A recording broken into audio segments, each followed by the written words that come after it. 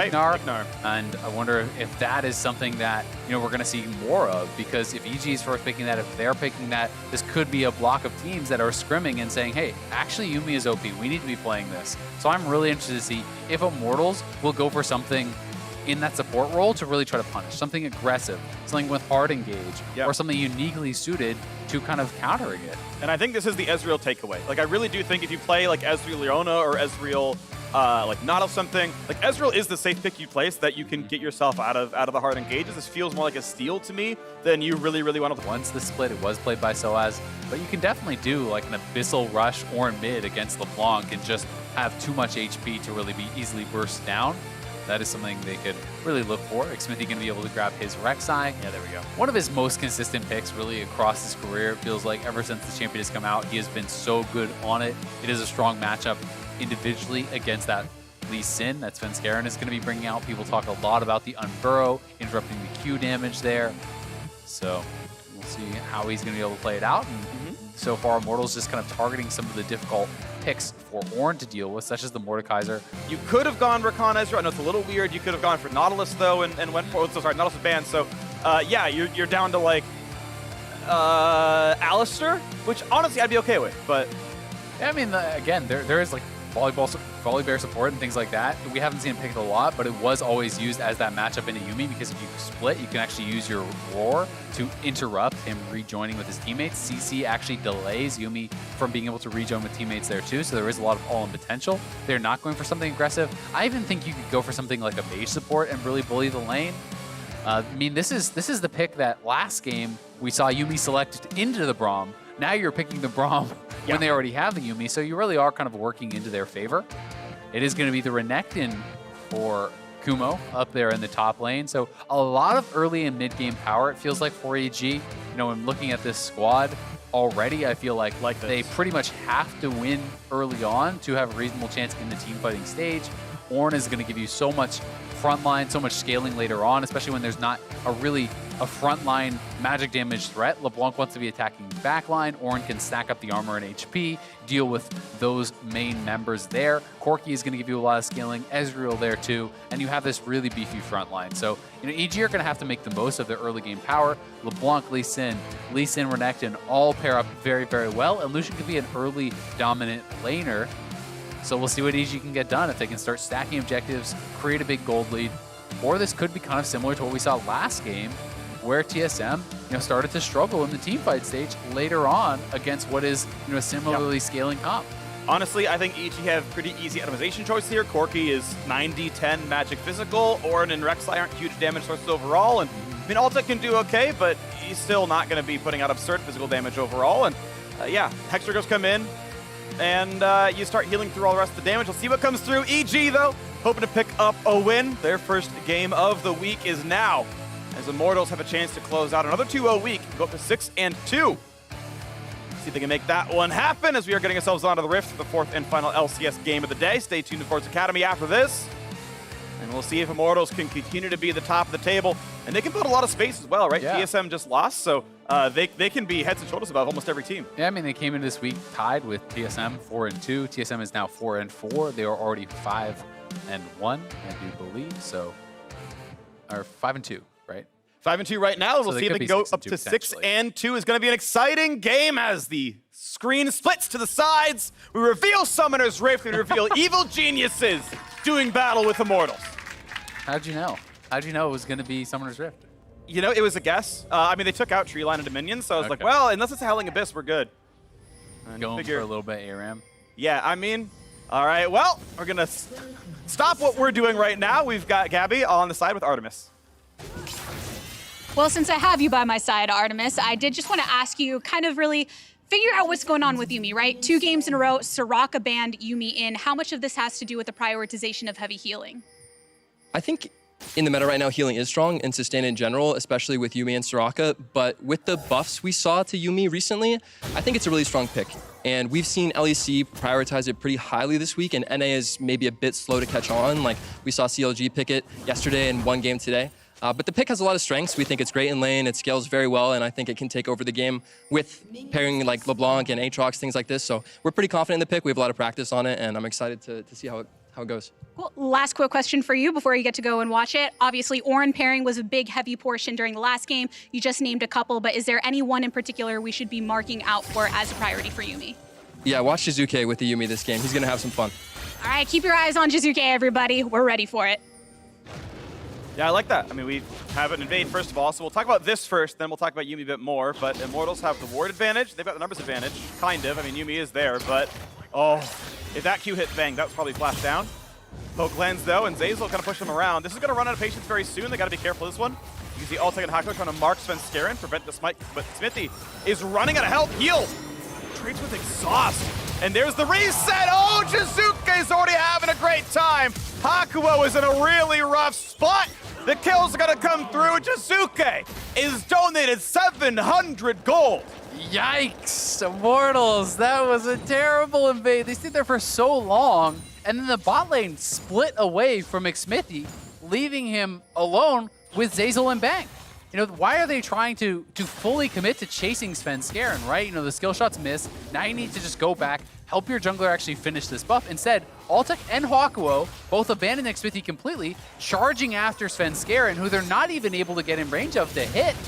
Xmithy is ignited, surely going to die, and he expends the flash, so bad goes to worse there, but that was just a terribly organized invade from Immortals, and they're going to be kicking themselves really far behind off of that. I mean, they're level 1. They traded support flash for mid flash. Jizuke should have been down a summoner and having a rough time. Instead, he has 2 early kills. Well, he's going to start taking over this game, you have to assume, but 1,200 gold deficit is what Immortal's going to work through. Yeah. Now, thankfully for them, Smithy's able to grab his own red, then run across the map, grab the opposing blue, so the buff difference won't be too big. And he's only down kind of half of a camp in that he matches 8 CS to 8 CS, then Lee goes to 12, but obviously the kills, huge. Yeah, the kills are really, really big. I mean, we talked about how EG kind of needed to snowball the early game, as now the collapse coming through here, but Jizuke is continuing his base, so Smithy can probably waddle his way out. But, you know, we talked about how EG wants to snowball an early game, right? Well, what better way than getting 2 kills at level 1 on your LeBlanc? That's going to be feeling incredible. Yeah. Already a very big early buy here. Ica wants to play this lane defensively to scale up. That becomes much more difficult when your opponent has all this early gold injected into him. We also didn't really get a chance to actually touch on it is Omni Stone, Cork. Yes! Which I was really surprised by. So Omni Stone, to me, the power in this is constantly applying the runes, having a low cooldown and being able to constantly utilize them. In range versus range matchups, I feel that is much more difficult. If you have a matchup that you are bullying as a range champion, you're getting a lot of procs out of it. I'm going to be kind of interested to track how often he's actually procking it. He goes on screen, he got Airy and just instantly triggers your Gatling gun. But his comment, that was free. His comment, I think, actually expired. Sure, fair. Well, right now, Kumo's going to be trading with Soaz. They go back and forth. Yeah, so Corki feels like one of the champions to me that actually uses Omnistone well, right? In that he'll use Electrocute, he'll use Comet in like a generic team fight, he'll use all the other stuff, and he auto attacks. So like Conqueror and Press the Attack, and Lethal Tempo, and Halo Blades, like those actually work on him as well. So I think Corki is in a unique position to do well with Omnistone. So I see how it works. Also worth noting that in team fights, it has a shorter cooldown than any other keystone in the game. Yep. It's like 4 seconds. You will for sure get 3 keystones in a team fight. As long as you're able to consistently apply them, Of right? course. And that's kind of the trick, right? You know, I do think, you know, if you go for something like Fleet Footwork, you know, that is giving you, you know, guaranteed sustain and guaranteed keystone coming out into those team fights. But going to be interested to kind of track this and see how he does. And the other thing that's interesting about this keystone is that it actually prioritizes giving you Predator when you're coming out of base now, as we may see a gank here from Svenskeren, which can help you get on the map. Yeah, let's get away from this one. Nosy has Splash, takes a good bit of damage, but Electrocute comes down, gets some shots there, and Sven is pushed off at half HP. Still, I honestly think that's a great gank from Svenskeren. You know, he can go back to base relatively soon. Ica just TP'd back out and lost about half of his health. He has no potions, so you know that is going to get really difficult. So this actually calls Xmithy over because he wants to reset the wave again. He says, I can't lane anymore against my opponent, so let's reset this, let me get a free base, and try to get back out on the map. Not terrible. Couldn't click at the auto for Grasp. Also of note is because he's Inspiration Primary, he went for Futures Market, went into a deficit to buy that early Sheen and help him get some of the extra power early on.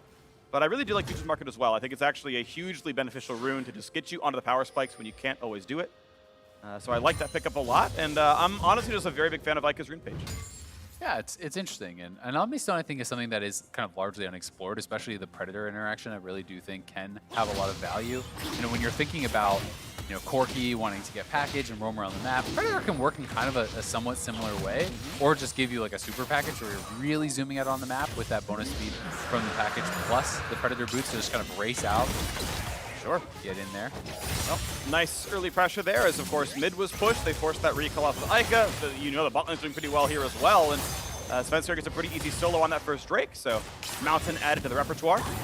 Yeah, Bang and Zeyzal doing great so far in that bottom lane, and you can see that it was actually Altec forced onto the Sheen by trying to have a little bit more power to try to combat this. He's not going straight into the tier to stack that up as fast as possible. He's going to have to go back to that later on, so this will slow down his scaling a little bit. But he just feels like, hey, you're getting pressured this heavily, you've already lost a plate, you need to have some combat power now. Yep, and they're going to drop a little bit of CS once in a while, but should get most of them. A little bit of a slow, but pretty easy for Bang to juke backwards. There's really no way to threaten a kill on Lucian when your support is Rom. Fight right there, a little bit of damage comes through, nice root though, and yeah, like I can't get a whole lot done there. Conqueror is one of the runes that's hard to get rid of because you need to get fully stacked before it actually goes away, so you need that 10 stack Conqueror to actually make it cycle out. So that is a bit of an interesting one. And I'm kind of curious on your thoughts about lethal tempo Ezreal, because to me, it does help with frontline killing. You know, I've been seeing this picked up a little bit more. There's not really a great rune for Ezreal. He had been going Conqueror, but I'm seeing more and more lethal tempo, just kind of for the additional attack speed, which you need a lot of when you're trying to kill frontline. But there's not a ton of that in this game. That's true. I think it is sort of like the default rune. I agree there's probably room for optimization in cases based on comp. I think that does make sense. But yeah, ultimately, you're the kind of situation where, like, I landed the Q, okay, if I want to E forward, it's ready for me instantly, right? And so it kind of synergizes there. The other half is Ezreal is essentially an on-hit champion, right? He's got Muramana and Ruin King. Like, you know, having a fake Rage Blade via lethal tempo, like, synergizes with his primary item buys. Big trade that Ike actually forced a flash. Did not need a flash. Jizuka had no more damage left. Ooh, I think if the chain connects, I think he's dead. I actually disagree there. That's a hard one to call, but I do think if the second part of the chain connects, he just gets autoed and probably dies. It's hard to know, but he's going in for it. Flash follow, but that's it. He's out of health. He's at 5 HP. Comedy of errors. The Flash Smite gets the kill. Now it's a knock-up here on Nakumo. But Svenskaren's here for the reinforcements. They can find the stun. He's dead. Flashed away from the slow, and, well, Immortals are on the board. That's a shutdown you just gave over. Jizuke had this big early lead we talked about, and that was how it was used. His Ignite is on cooldown. Yeah, Ica has healed up somewhere there. Yeah, that was not even remotely close. That was terrible. That was a really, really bad play. But Immortals are awarded with 300 gold on there. Yeah, let's watch this one more time. So Ica has 400 health. Jizuke going for the flash here. You know, Ica is very far back, hits the flash, misses the chain. Even with the chain, I don't think you kill him. I mean, that is so risky. You don't know where Xmithy is. If you stay in to try to have the chain where I think Xmithy comes in and actually breaks that up and you die anyway, that just seemed like so high risk and so low reward. And now actually you know, going for a CDR build here, going for that Fiendish Codex instead of just racing towards the Ludens. Also, I've got to say, I kind of disagree with it. That could just be a blasting wand and you're most of the way there to Ludens, which is such a big power spike. So yeah, Jizuke not making the most of his early advantage that he was gifted so far. We'll see if he can pick it up and start playing a little bit better. We'll see. Package picked up now for the Corki, though. This was massively buffed. The AD ratio was about 25% higher than it was in the previous patch. It's, if you land on the entire package, 1,000% bonus AD ratio. Now, you're not going to sit in all 5 seconds of package in most cases, but if you do, in the case where you go AFK, actually for sure dead. You're just actually dead if that comes through. Of course, we're in a pretty happy Essence Reaver sort of Infinity Edge kind of metagame, so those items are in a really, really strong state, so I do want to see that come through for him. Another Conqueror there. Altec's going to be careful, has to flash away from the root. Did have Braum in the way, so maybe could have saved that cooldown, but regardless, let's get away, stay alive. Yeah, it's tough. If you get rooted up there and then Bang flashes on you, maybe you're going to go down. Yeah, that was pretty low. Kumo looking pretty good here up on this top side, bullying Soaz, but Soaz farming well, right? And he is starting to stack up that armor. Xmithy now moving down to this bottom side. They want to try to protect Altec. They know he's in a bit of a vulnerable state. His TP is not yet up, so that's what they're kind of trying to wait for here critically. Just get him! That looked like an opportunity to flash into the turret, you know? I thought that was the opportunity. He's at 80%. It was in his eyes. Savage. You're a savage. His body was telling him yes, you know. 1,000 gold difference. All time to time. Yeah. EG is still overall winning this game. You've got a pretty big lead here in the bottom lane. Got to say the Lucian Yuumi is doing really good stuff. Again, Braum really can't punish a Yuumi, and Lucian's a far better laner than Ezreal. So Immortals taking their expected L down there. We'll see what the mid game looks like. Yeah, and you know, this is something where they may receive some criticism unless they can kind of get more done later on with that, because they had full knowledge of what they were playing into and they picked for it. Decent damage done there. Juke actually dodging the Comet with a distortion forward, so that one goes back on cooldown. I'll just keep tracking Omnistone the whole time because it interests me so greatly. As a huge armor stack's coming through for Soaz, he's going to have a pretty easy count against Kumo in most cases. But EG are still stacking everything, and the ult's actually challenged in for this one. I don't think Kumo can chase this guy down, though, and kind of burns the ult to kill a minion wave. Yeah, pretty poor ultimate. Soaz laning well. Ornn can be very difficult to lane against as a melee champion, especially when there is such kind of a simple damage profile for him to itemize against. Blanc generally not the champion that is going to make you build MR as a tank. We'll see if they can pull up any sort of dive. Here, and Sven is seen. That's enough threat, though, to maybe push him away. Q's gonna land. Ultec just destroyed. Zazel is on the board with the Prowling Projectile. Yeah, Ultec had full knowledge that he was there. He was on a ward. He walked in. Hakuo decided to leave. I think Ultec just felt like he could outplay the situation, maybe stay around. Instead, gets nailed by that Q. Svenskeren able to take him down in combination with that bottom lane, and bad goes to worst. Down in that bottom lane 2v2 for Ultec and Hakuo. Well, Immortal's going to keep stacking up the benefits. Certainly jungle help was coming in, but without the Herald, they get the entire bottom lane turret. Bang has been, I think, the #1 snapformer for EG. I think he is like back on form. He's been having really, really good stats this year. I'm super in love with how he's playing 2020, and that 2-on-2 is just absolutely one-sided. Yeah, they're looking great, and you know, the Athene's now completed, the Blade of the Rune King now completed, so they are at such a strong point of the game. Both those one-item power spikes are enormous for these champions. Let's watch this one more time, as it was a really good initial trade. The Ignite getting a lot of damage down on Ultec. He is low, Hakuo is low. They do spot Svenskeren, and then Hakuo is just out of there. Yeah, Ultec does try to retreat, you know, try to sidestep it. I feel like, I don't know, it's tough to know. You know, maybe Hakuo can actually just stay with him and absorb the Q. He had Exhaust up, he had his Flash up. Sure. Ultec did not. Instead, you know, maybe just trusting that Ultec could sidestep that Q, and if he does, he probably lives, but that is a bit of a tough one, because even then, if you don't have Shift, you could still get Kick Flash and die. Sure. Yeah, that was tough, right? Because he's like, as soon as Sven came into vision range, he was already controlling ours, but it's like, well, I can't walk away anymore, and, you know, didn't guess the sidestep correctly. Yeah, it's like, it's one of those things where you don't really blame the player, because it wasn't like that bad of a choice, and it ended up being catastrophic. Yeah, and it's just tough to know, right? You know, if Hakuo goes back and they both die, then that's even worse. Of course. You know, maybe just hoping that Ultec can now play and get out of there.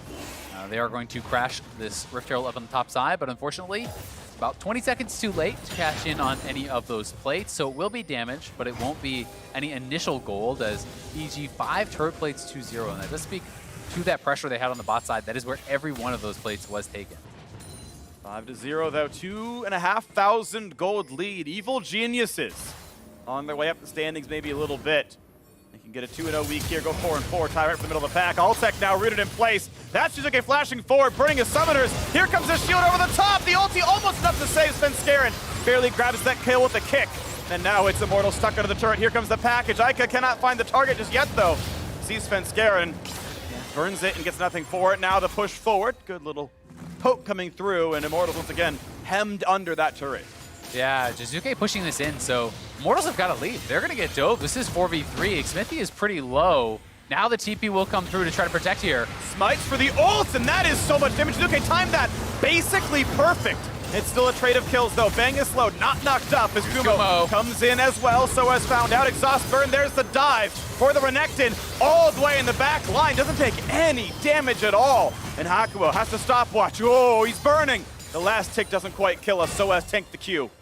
Yeah, really good block there from Soaz, but they can continue. Ultec is back, but not really something that they can defend, as Svenskeren confident to go in. He knows how low these members are and that they have got to get back to base. So EG flexing their muscles up here on this top side, had more members to the scene quicker, got the HP advantage, and really utilized a lot of the power in Yuumi in these extended fights. As long as you're hitting all the prowling projectiles, you're getting so much bonus healing from your Athenes every time you pop that Zoomies. Yep. And look at that one now. It's getting farther and farther away. EG finally capitalizing on their early game. You can see Xmithy die again. Yeah, so Xmithy very low here. Jizuke is by himself and quite low himself, so Xmithy, I think, makes really the only call he can to try to just go back towards Jizuke. He has the Chilling Smite, so that does apply the ability to get in there with the ultimate. I think the chains completed, it looked like, or something completed, while Xmithy was still untargetable in that ult and killed him off, so he actually died before Xmithy did come out, but Aika was able to come across, was able to finish off that kill, and then it's kind of just a continuation. So I was doing a good job blocking it out, but EG had priority and do get that top lane turret. So back on the map we go. 3,500 gold lead. Evil Geniuses feeling comfortable. Their third Drake is waiting for them right here. Svenskeren likely to be uncontested. You can even see wards just on the screen. 4 wards right here that EG put in. You zoom out. There's the first bad ward. There's the first Immortals ward that would see something, and it doesn't see anything in use. So EG in complete control here. Yeah, EG up 3,000 gold, getting a third early dragon. They're going to be feeling really, really good about their position in this game. And so far, their early game has really kind of lived up to what they needed to get done with this composition. They're up a couple towers. They have 3 dragons. The Infernal Soul will help to make up for any sort of differences in scaling that their composition will have. And it's kind of interesting to see Soaz actually making a bit of a pivot in his build. He's basically building 3 items at once now. I did think he was just going to go Iceborne and Sunfire. He has now moved back towards that Abyssal, which is incredibly efficient, but I'm just not sure he needs the MR. You know, maybe he's worried about the consistent threat and poke that could add up over time from Zeyzal plus Jizuke, but I feel like you'd be better served by just stacking armor and then building something like a Warmogs to shrug off the poke, because it's not as though LeBlanc can focus you in the team fight and actually get a victory there. So yeah. I'm going to devil's advocate because I think I agree that armor stacking is probably the best single build. I like Abyssal just in the fact that it's a magic damage amp aura for your Corki. Yeah, that's fair. And your damage is coming through from your mid lane, so through that lens, if Soaz doesn't die anyway, then it's a great build, right? As long as you can live at 1%, it doesn't matter what else you build. So I'll do that as an asterisk of like, I could see it going either way. I don't think either build is like objectively wrong. Yeah. And we'll see. If he gets killed every fight though by Bang, then now we know in retrospect, right? Yeah, and it's just interesting, you know, looking at the different options here. This is kind of the more altruistic option, I guess. Yeah. You know, being a little bit more generous with his itemization, trying to help out with that aura. So we'll see how it does pay off. The game slowing down a little bit, but you know it is going to be about contesting this next dragon, 330 until that Infernal Soul dragon is up. EG are going to have 4 potential chances at it before Immortals could really get that off the map. So EG would love to get this, utilize that to try to snowball into a potential Baron, but this would be an incredibly early Soul. I mean, they could potentially have that at a bit past 22 minutes into the game. Yeah, very, very early stuff. Looking great for EG still. We're seeing defensive options coming through for Immortals. You got Hakuo rushing towards Stone Plate. Seems to need that one pretty badly to tank the front line. He's actually already even got his Ninja Tabby. Knows that physical damage really is the name of the game here for most of the EG squad.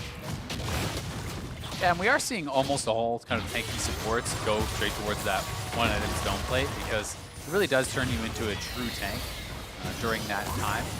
We saw Biofrost go for a bit of a different look last game, you know, going more for the supportive style of Braum.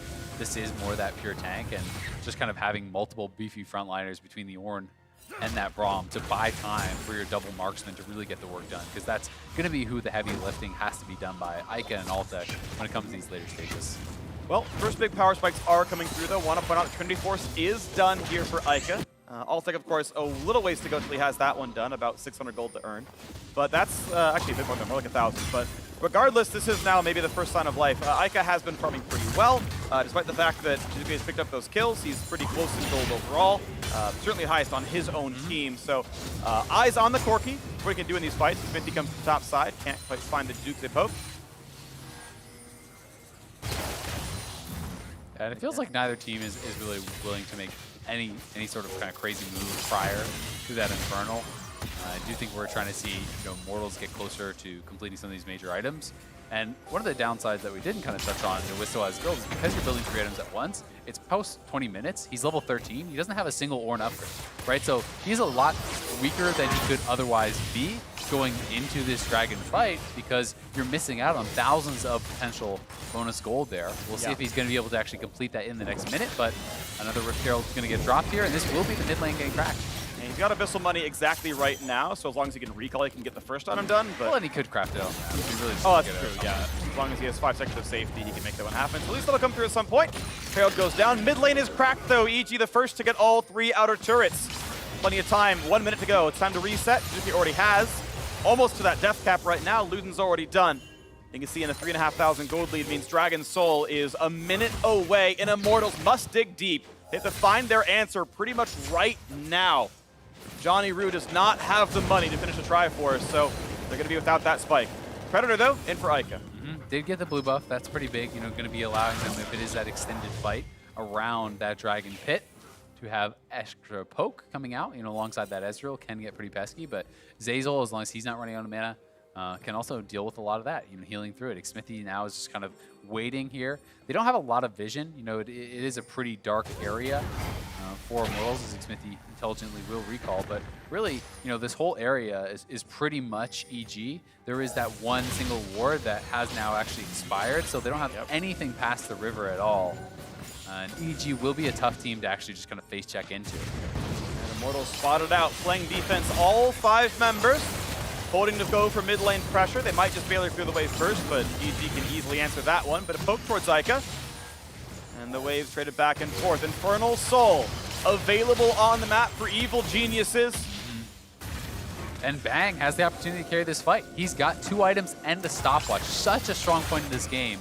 Just completed that Black Cleaver very recently, so we'll see what he can get done. The thing is, even with this composition, if you just mess up your engage, if you get kind of collapsed on, it can be very difficult to win a straight up 5v5 against Immortals comp. So that is why EG is playing it somewhat slowly, despite the fact that they do have a big goal.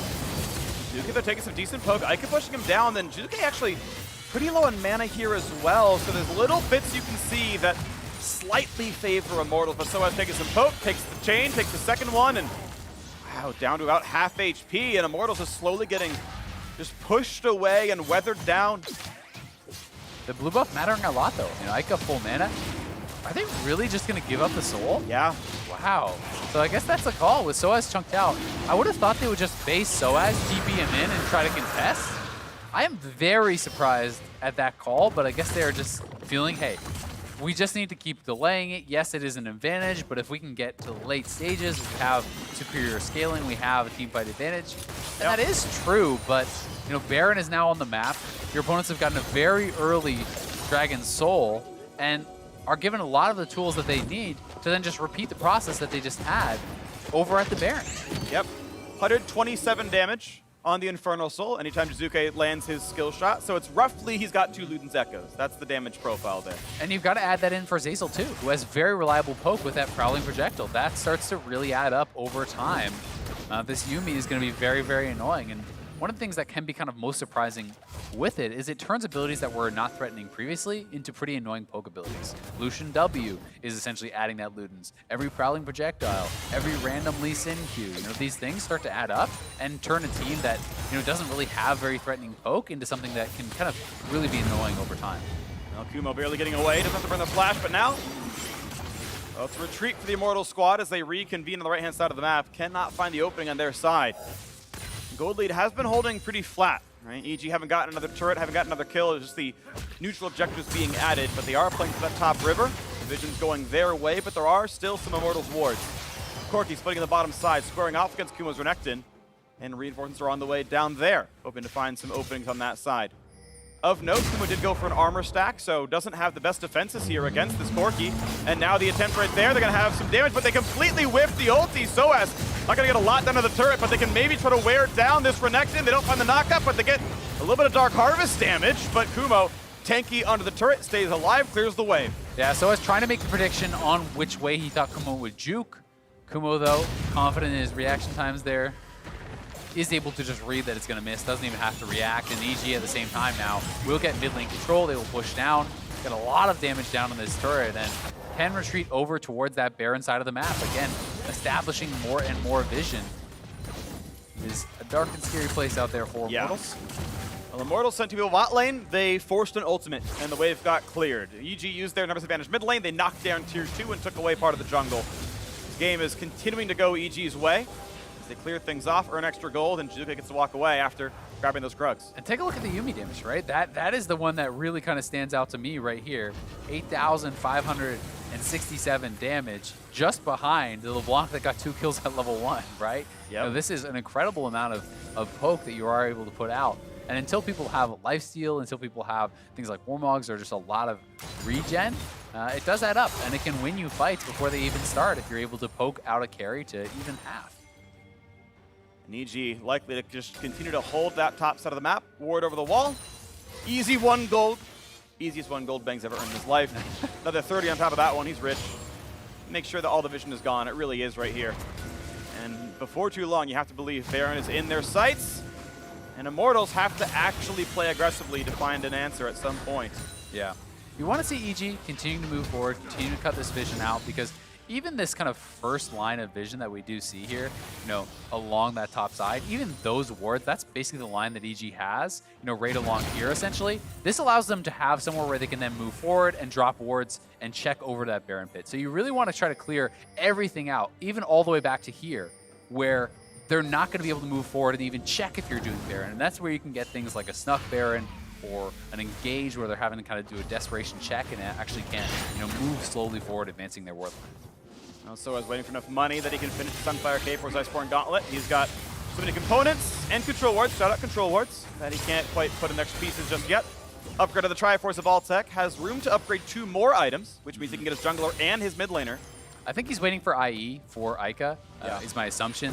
The Triforce upgrade is not actually that great because it just kind of is a mishmash of stats. 10 AD, 10 attack speed, 100 health. Exactly. It's not bad. It's not bad, but generally people prefer the Infinity Edge. So that's my assumption, is that there's 30 attack damage on a Infinity Edge upgrade, definitely worthwhile. IE is done. Track the item slots, which you can't do with Spectator, by the way. It's auto-sorted by gold cost, but Engage, not going to find Svenskeren. Kite's back, stays alive. And Altec chunked low, has to burn Flash to get away as Kumo showed his face. EG playing for the mid lane push, still not going for the Baron bait just yet. Finding more conventional leads, big chunk out of Smithy. Yeah, now with the carries Flash down though, Altec is going to be more vulnerable. EG are still kind of creating advantages through this push. Minions being denied to this turret here by Kumo. So as long as they're extending their lead, I think they're feeling fairly comfortable.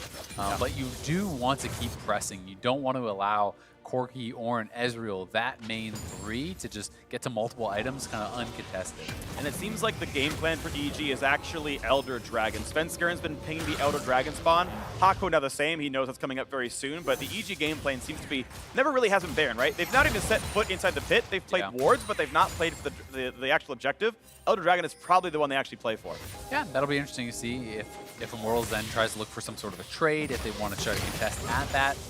It is going to be the Molten Edge coming through. Sunfire is completed, so 2 more upgrades coming across. And with all those Ornn items coming through, Immortals gold-wise aren't actually really behind anymore.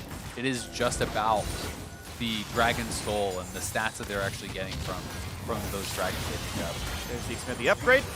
Black Cleaver gets that one, and here comes the Engage right away, looking for the Bang knockup. They do get that one, the Flash follow! And they're gonna drop the stopwatch. Zazel running for dear life. They will knock down Bang, and what a time to come alive as Baron and Elder Dragon are up on the map. Now it's their choice, and it looks like they're just gonna rush straight towards that Elder. I don't think that EG even has any opportunity to try to trade because they don't have their main consistent damage source of Bang on the map. So it's going to be about, can they actually force them off? Can they look for a steal? Svenskeren is incredible at these. 4v5, but Dragon Soul in favor of the 4. How good's the poke gonna look? Here comes the access from the backside. So as poke, Svenskeren winning the wings. Easy reveal there as well. Kumo jumps in, goes for the flash play. There's a knockdown Altec, and they shut him down. He was flash lit. The flash knockup finds Jizuka. Smithy mouse a stopwatch. That's a 1 kill for 1 so far. Ulti comes across. Ica just trying to run away, but he's gonna get chased down as well. And despite being outnumbered, evil geniuses continue to fight. Peter to chase on down for more kills. Bang's running across the map, and so is running for dear life. He's kiting away. He's gonna drop down as well. EG get 4 for 1. And they could eventually actually end the game if you look at the res timers. I don't know if they're gonna go for it or try to take the safer play to grab these big objectives. It's only to support on the map. Altec is not up for 10 more seconds. they are looking like they are moving towards those Nexus turrets, now pulling back a bit. So I think the call is going to be Elder. You can see pings going down towards that. Not looking to make any sort of crazy play, but they have full control. The Elder will be theirs, and they should be able to use that to grab Baron afterwards. This should be uncontestable. Xfinity is alive on the wrong side of the map, so the Immortals' call seems to be take top river as best you can, maybe try to set up for the Baron play that's coming. But there's so much more power on EG right now, a ton of extra damage. They are up gold, at least in terms of the scoreboard. Elder Dragon there as well, Infernal Soul, and you have to believe EG closes this game out. Yeah, Kumo back to base. He grabs the GA, so he's on GA plus stopwatch now. So remember, this is a 4v5. Kumo got so much work done in this fight. They knew Altec did not have his flash, so he pre-ults, in he goes, flash stun, setting up for Jizuke to be able to knock Altec down. Then again, track Kumo throughout the fight, working back onto the carries. While Aika was actually firing over onto Jizuke, Kumo was already working on Aika. He was getting an incredible amount of damage out. And this Renekton cannot be ignored. And then with the carries down, there's no way that these tanks can actually punch through and deal enough damage to get through that Yuumi. And yeah, just as suspected. Bang didn't have to do anything. He wasn't even there. It was Kumo doing the heavy lifting. He had a great team fight and was kind of overlooked. It felt like Immortals tunnel visioned a bit too hard on taking down that LeBlanc. And level 17 on Renekton. He's got a lot to do here. Jizuke kites over the wall. He's going to stay safe.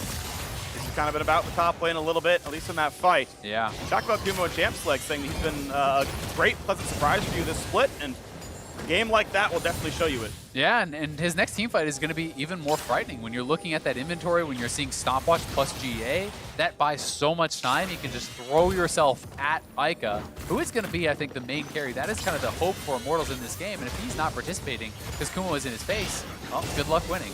And good job by 3 members of EG just sitting there and zoning Immortals away. They're pushing down the Baron. Ezreal ult sees it. The smite is a little early, but they still grab the Baron buff just in time. Svenskeren gets that one. Out they go. A clean Baron pickup for Evil Geniuses. Yeah, they're going to be able to grab that.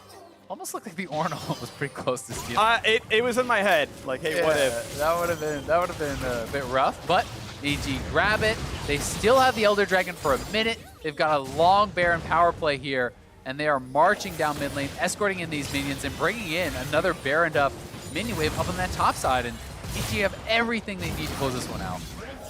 Inhib gonna drop now as well, and at what point can Immortals even find a fight? It seems so unlikely at this point as EG keep pushing forward, they keep finding the poke, and the buffed up minions as well. It's gonna look so easy for them. At the very least, they need Ornn ultimate, so they're gonna have to wait a good 15 seconds, but the game could be done before then pretty much. Elfarzar certainly running low, getting burned by Elder, getting burned by the Infernal, and it was almost the kill on Altec. That could have been lethal right there for the Elder Dragon snipe.